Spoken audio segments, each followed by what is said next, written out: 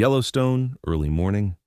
A thin line of steam rose from the wolf's body where she lay just beyond the pines, her dark coat dusted in frost. The snow around her was pressed flat, not by struggle but stillness. She didn't move, not even when the crunch of tires stopped at the forest's edge, or when the door opened and shut again with a soft thud. Ranger Caleb had seen many animals in his years across the backcountry, elk tangled in wire, bears struck by cars, but he hadn't seen a wolf this close, and never like this. He stepped toward her carefully, not from fear, but from the sense that even his breath might be too much for the moment. Her ribs lifted, shallow and slow, as if each breath cost her something. The snow had frozen under her flanks.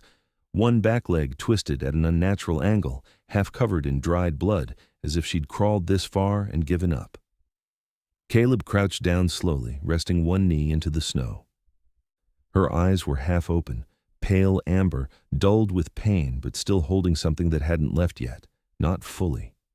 Not yet. He didn't speak, just watched the small plume of her exhale rise once, then again. The forest around them was still. No wind, no sound, no sign of her pack, no scent of blood in the air, no scuffle marks that would hint at a fight. Just one long, drag trail in the snow, starting near the tree line, ending here. He set down his pack beside her, unzipped it slowly. The movements were gentle, practiced. Inside, a thermal blanket, a pair of gloves, and a small emergency kit. He didn't reach for the bandages yet. That would come later if she let him. He unfolded the blanket first. It crackled softly as he spread it near her side, not touching, just close enough to trap the little warmth she had left. She didn't lift her head, but her nostrils twitched once. Caleb waited. She didn't growl, didn't move. The breathing stayed shallow but steady. He watched her body carefully, counting the breaths, watching the pulse at her neck. She was on the edge. If the cold didn't stop her heart, the infection might, and if either of those failed, the isolation could finish what her body had already started to lose. He pulled the radio from his belt and lifted it to his shoulder. Static. He adjusted the frequency. Nothing. The range was poor here, and the early storm clouds were already gathering to the north. A storm meant time lost. If she was going to survive, she needed help now, or at least shelter and warmth until the weather passed. Caleb glanced at the ridge. No movement, no sound. It wasn't just that she was alone. It was that no one was looking for her, not yet. He leaned in just a little closer and whispered, "Stay with me." Her ears twitched. One small flick. Enough. He moved back, stood carefully, and looked to the thicker trees nearby. If he could set a fire, break the wind, and get her onto something dry, maybe, the rest of the day would offer a chance. Maybe the storm would hold. But for now she was breathing. Still breathing. If she stopped, she'd be gone before help could ever find them. He started gathering branches. The wind shifted once, soft across the pines. Behind him, the wolf blinked once more and didn't close her eyes again. The fire caught slowly beneath the pine branches, releasing a thin curl of smoke that rose into the pale sky. Caleb sat a short distance from the wolf, hands moving carefully as he positioned the folded thermal blanket over her frame. The fabric settled over her body like a second layer of snow rustling against her ragged breath. She didn't move. Her ears stayed flat, her eyes half-lidded. But she was still breathing, and the rhythm, though weak, hadn't faltered. That was something. He worked with steady hands, tucking the corners of the blanket around her sides without making contact. She couldn't take much more touch, not yet. Her body trembled beneath the layer, the shaking uneven and sharp, like the cold was breaking through from the inside. He reached for his radio again and pressed the call button.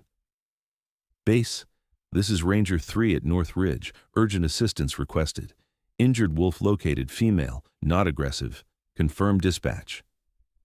Only static answers. He adjusted the frequency and tried again. The radio popped, hissed, then went silent. No reply. Farther up the ridge, clouds were thickening fast, heavy with snow. The wind carried that sharp, cold scent of an incoming front, not distant, not slow, the kind that could turn the trail invisible in minutes. Caleb lowered the radio and set it back on his hip. No one was coming. Not now. If she was going to make it through the next few hours, she'd have to do it here, with him and what little he had in the pack. He stood slowly and circled once around the fire, gathering fallen needles and bark to feed the flames. The heat barely reached her. Still, it was better than nothing. He glanced into the trees again, scanning the ridgeline. For a moment he thought he saw a movement, a gray flicker between the trunks. Then nothing. The forest returned to stillness. But he didn't imagine it. Wolves don't usually leave one of their own behind. The pack was near. He felt it, watching. But they wouldn't come closer, not yet, not while he was here. Wolves knew the line between presence and threat. Caleb kept his body language calm, movements slow. The injured female gave a low, rough sound, not a whine, not a cry, just something from the back of the throat, like a warning curled into pain. He stepped back a pace and waited. Her head shifted slightly toward the fire. Her paw dragged against the blanket. She was trying to rise. "No," he whispered. "You're all right. Stay down." Her eyes flicked toward him, then shut. The breath came again, shallow and shaking. He took off his gloves and held his hands out over the flames. The cold was crawling in through the seams of his jacket now. Every few minutes he looked back at her. If the wind shifted, the fire might go out. If the snow started early, visibility would collapse. If she lost too much warmth, she wouldn't have a second chance. He placed a water container in the coals, let it warm until it steamed, then poured a small amount into a shallow metal lid. With soft steps, he placed it near her muzzle.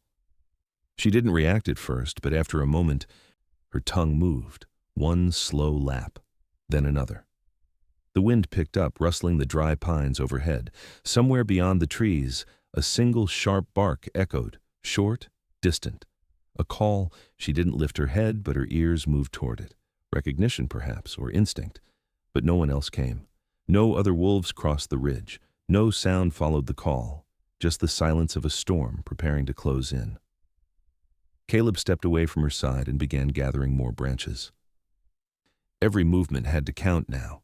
She would either hold through the next hour or she wouldn't. If the cold overtook her, it would do so quietly. The way wild things leave the world, without warning, without permission. He glanced back once more. She hadn't moved, but the blanket rose and fell in slow rhythm. Her side was a little closer to the fire than before.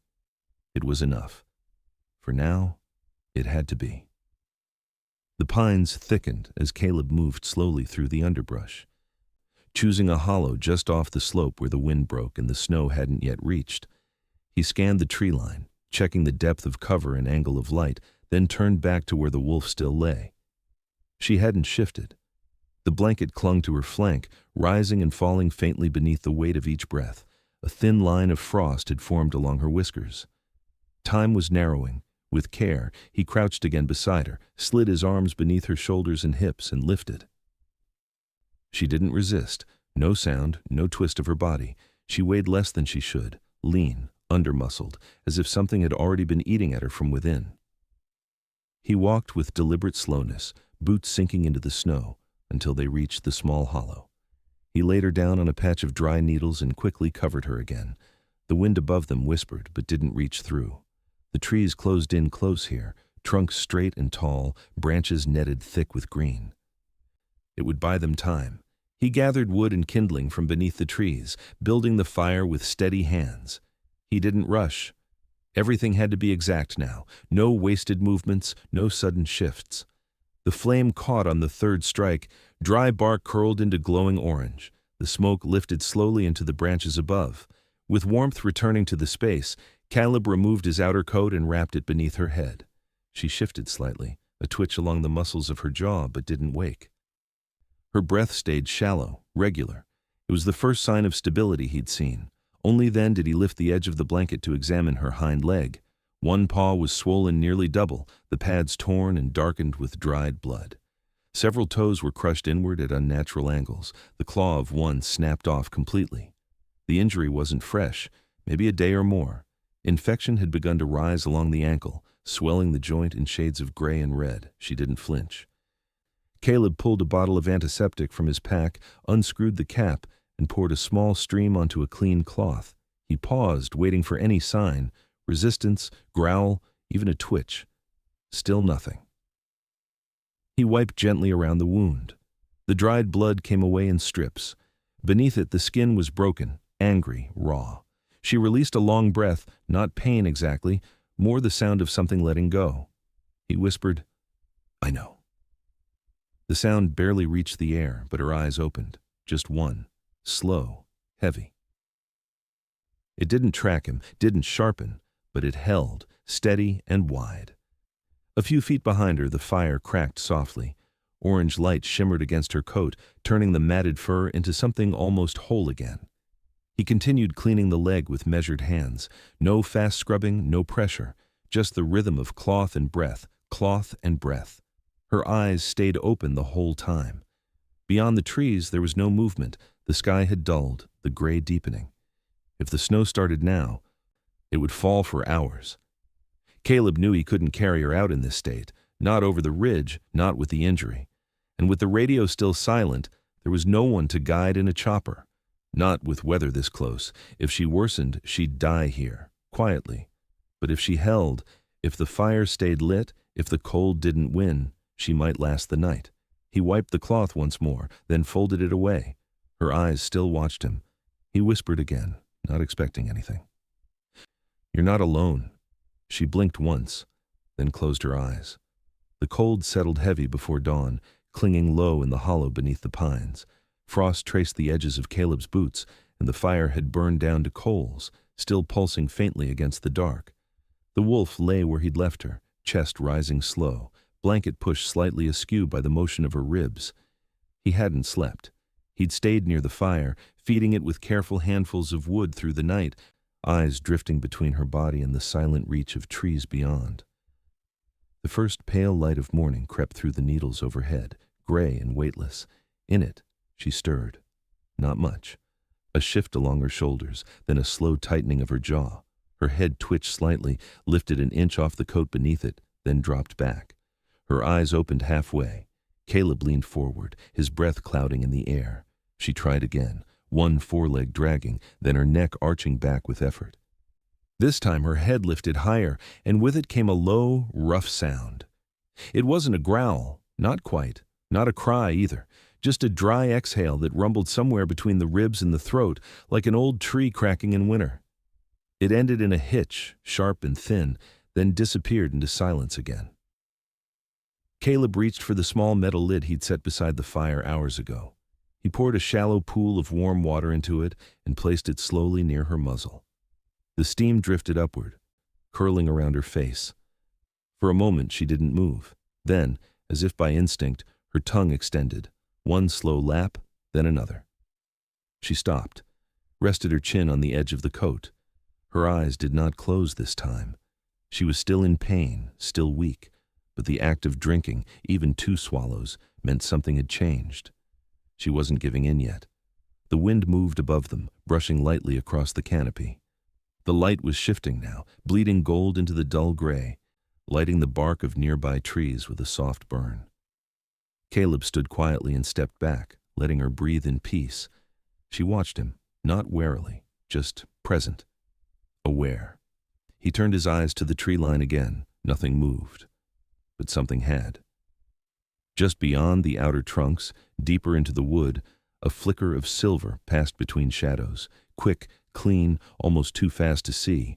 Then another, eyes reflecting faint light like glass, holding for a moment before vanishing. No sound followed, no howl. No steps in the frost. The pack hadn't left. They were near, close enough to know she was alive, close enough to see the fire, the human, the changes in scent. But they hadn't stepped closer. Not yet.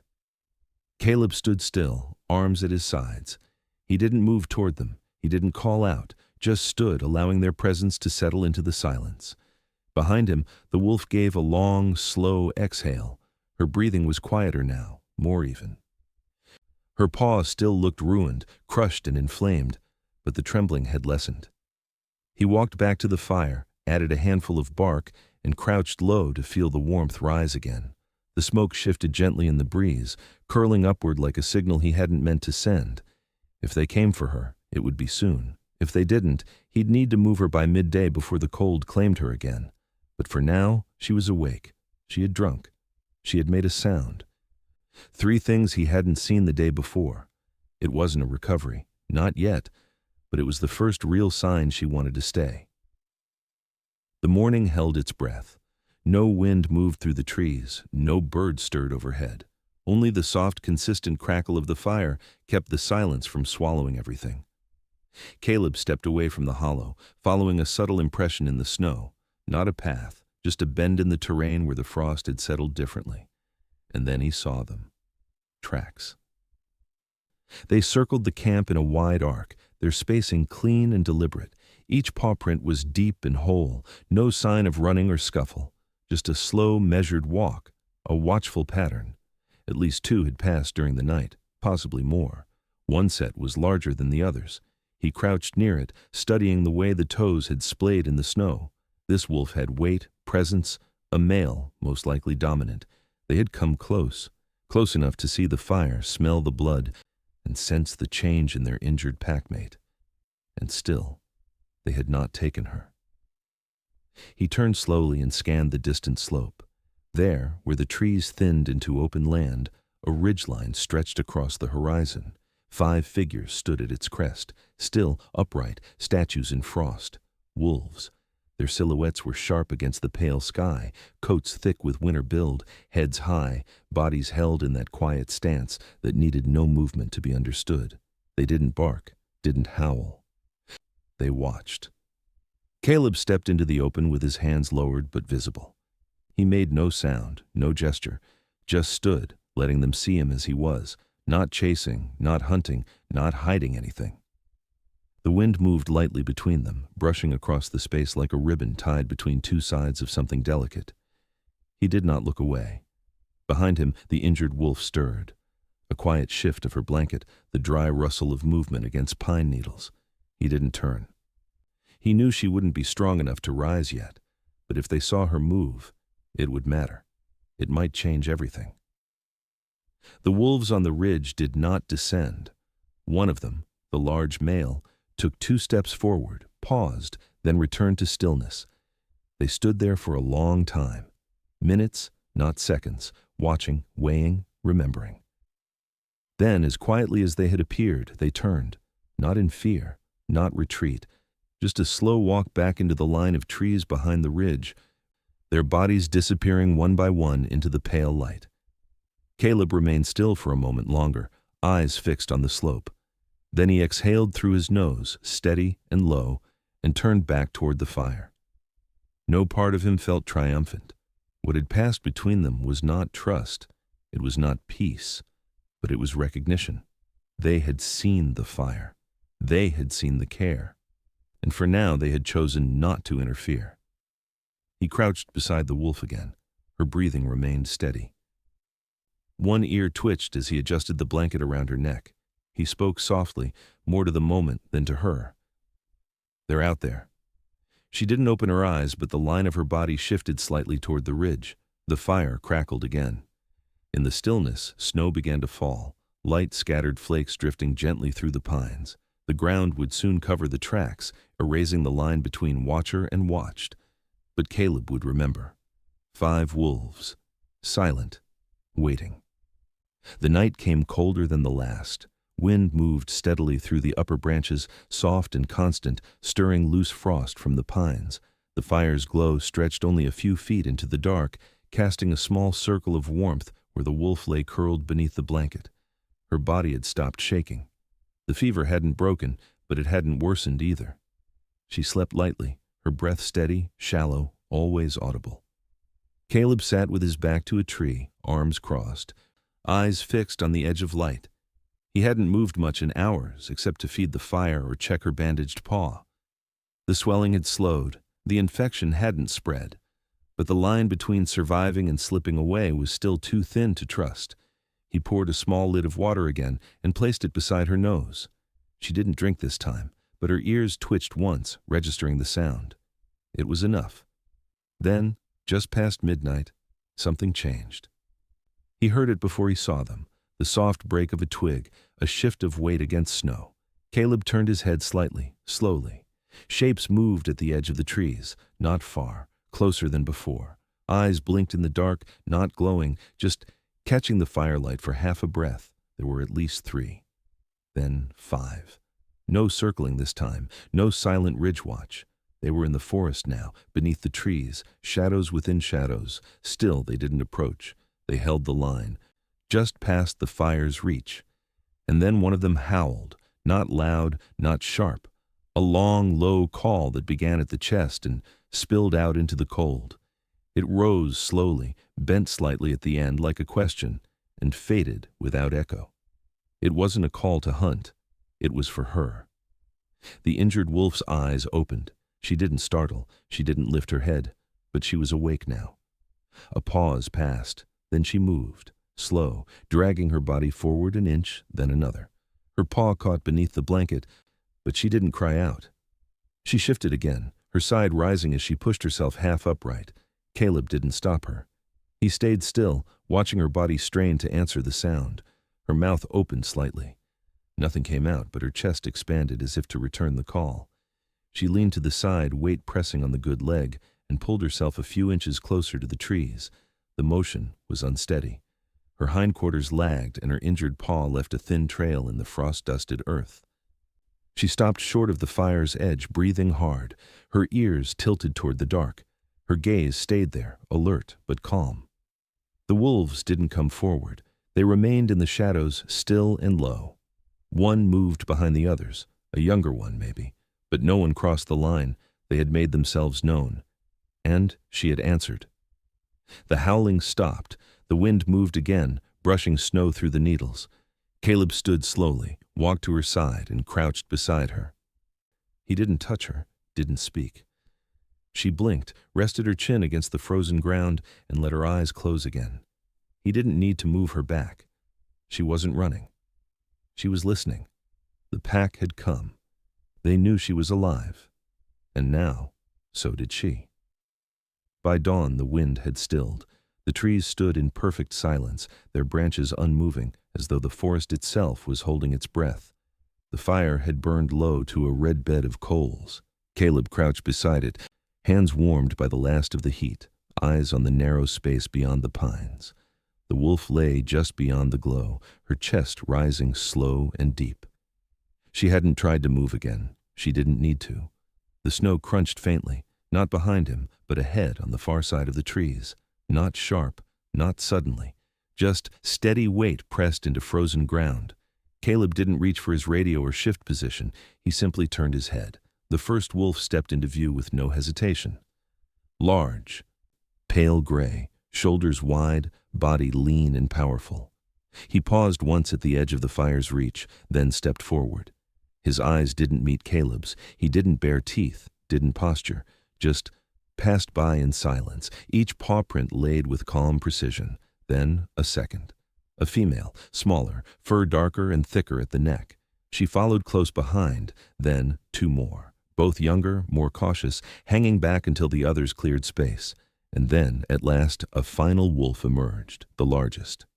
A male, broad across the chest, a scar across his snout that glinted white in the morning light. He walked slowly, head low, and stopped just short of the injured female. They had come not as ghosts this time, not as flickers in the trees, but as a presence, as a family. Caleb remained still. They did not approach him. They did not need to. This moment was not his. The large male leaned down, nose hovering just above her shoulder. He did not nudge. He did not sniff for long. He simply breathed her in, and she responded. Her eyes opened, no longer heavy or dull. She lifted her head, fully for the first time, and met his gaze. It took effort, but she held it, neck stretched long, ears flat in something between submission and relief. A sound left her, not the broken noise of pain, just breathe. One long, whole exhale, quiet and complete. The male held still. Then he leaned forward and touched his nose to the fur just below her ear. She didn't flinch. She didn't drop her head. Behind them, the other wolves watched. The younger pair sat at the edge of the clearing. The dark female stood alert, her tail low, ears turned outward to catch any movement beyond the circle. It was not a reunion of noise or motion.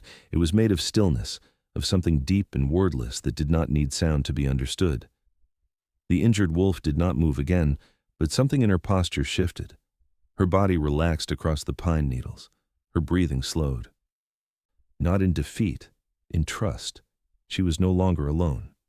Caleb felt the tension drain from his shoulders. Slowly, deliberately, he stepped back to the edge of the clearing, giving them space. One of the young wolves turned to glance at him, but did nothing more. The pack did not crowd her. They did not rush. They simply remained. A soft ring of presence around her, unmoving, unthreatening, as if to say, "We see you." We waited. And now we wait no more. Snow fell gently from the high branches, brushing the earth without a sound. The forest stayed quiet. The fire dimmed, leaving only the soft glow of coals behind. And in that hush, she stayed with them, not gone, not taken, simply returned. The light broke soft and colorless across the tops of the trees. No wind stirred, no birds called, just the quiet, wide stillness of deep winter mornings. Caleb woke with a start, not from sound, but from the absence of it. He dozed in the crook of a tree, arms folded, coat pulled tight. The fire was out. Only a thin ribbon of ash remained, trailing pale across the forest floor. He stood slowly, brushing frost from his sleeves, and looked toward the place where the wolves had gathered. Empty. The blanket lay folded near the base of a tree, left untouched. The needles beneath it were pressed down in a shape he recognized, her shape, but she was gone. So were they all. He moved forward carefully, boots crunching over the snow, careful not to disturb what remained. In the clearing, a shallow circle had been etched into the frost, paw prints layered upon one another, curling inward like a wheel. He counted them without meaning to. 5. Then 6. The injured wolf's steps were lighter, dragged slightly, but still there. She had walked out with them. There was no blood, no broken path, no sign of pain or urgency, only the faint warmth still rising off the ground where their bodies had rested. A place where breath had gathered, where silence had meant presence, not absence. He searched the tree line out of habit, scanning for movement, but the forest was still, not empty, just finished. No howl marked their departure, no call split the morning. They had left as they came, without ceremony, without fear, as if they'd always known when it would be time. Caleb crouched near the edge of the prints. The snow there hadn't yet crusted, still soft with body heat. He ran a gloved hand along the outer rim of the tracks, not to measure or record, just to feel. He remembered the way she had lifted her head, the breath she'd let go, the stillness of the pack, the way none of them had looked back. Not once. He stayed there a long while, letting the cold move into his bones again. The sun rose inch by inch through the trees, casting long shadows that reached like fingers across the white. Still, he waited, but nothing moved. Nothing came back. Eventually, he stood. He walked the perimeter once more, not looking for signs, but simply bearing witness. Then he turned toward the ridge. There would be paperwork to file. He'd leave out most of it. There was no need to explain what couldn't be explained, no need to argue over what counted as rescue and what didn't.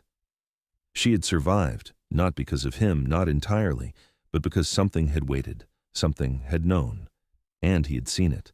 The circle remained behind him, delicate, precise. By noon it would vanish. The snow would rise again with wind. The forest would reset.